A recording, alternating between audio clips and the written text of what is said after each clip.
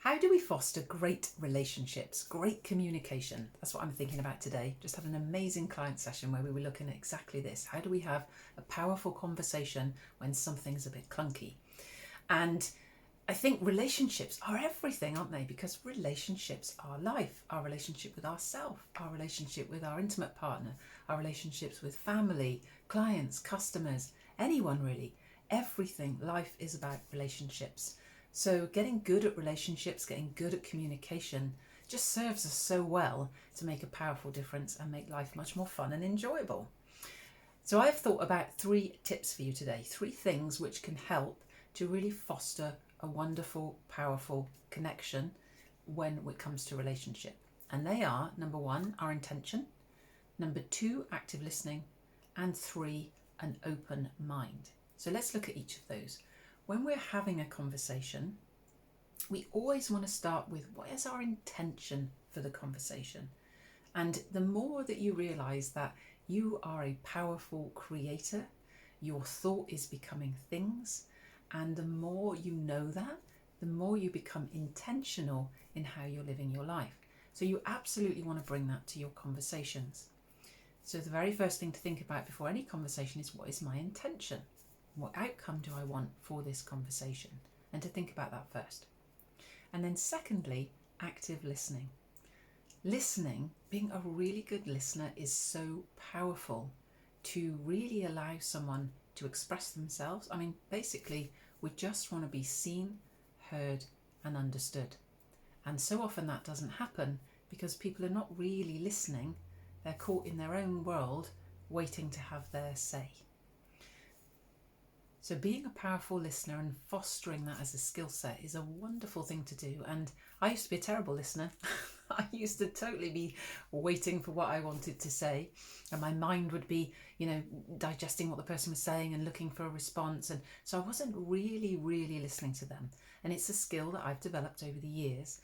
And there was one day with a friend of mine where I was just listening to her, and I was really listening because she was having a tough time. And all of a sudden she stopped and she said, "Oh my God, you are such a good listener." And then she followed it with, "But you didn't used to be." And we both burst out laughing and I said, "No, I didn't used to be. I used to be a terrible listener because I was just waiting to say my piece."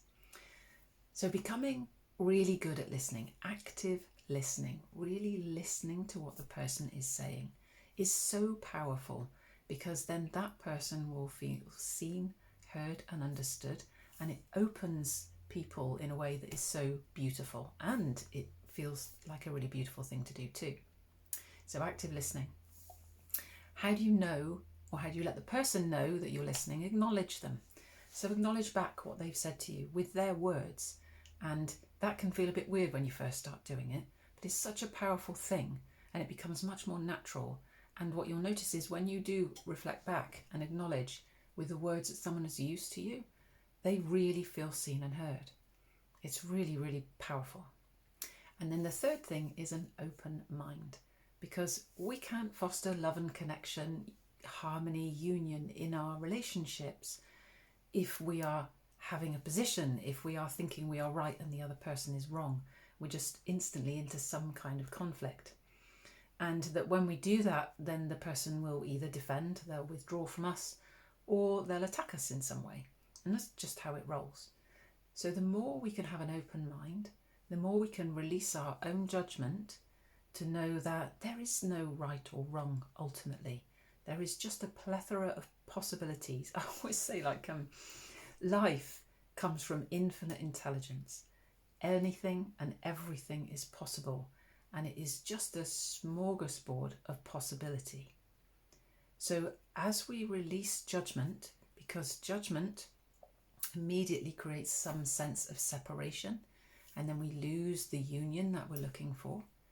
So we really want to just let that go, so we can have an open mind, and that we can really hear wherever anyone is coming from, and we can invite them to share more and more and more with us. And then that connection grows, that love gets fostered. It's really beautiful. So if you're challenged in communication and you'd love some support, DM me, and let's have a chat and see if I can support you to bring more love, connection and harmony into your life. Thanks for listening. I'll see you again soon. Bye for now.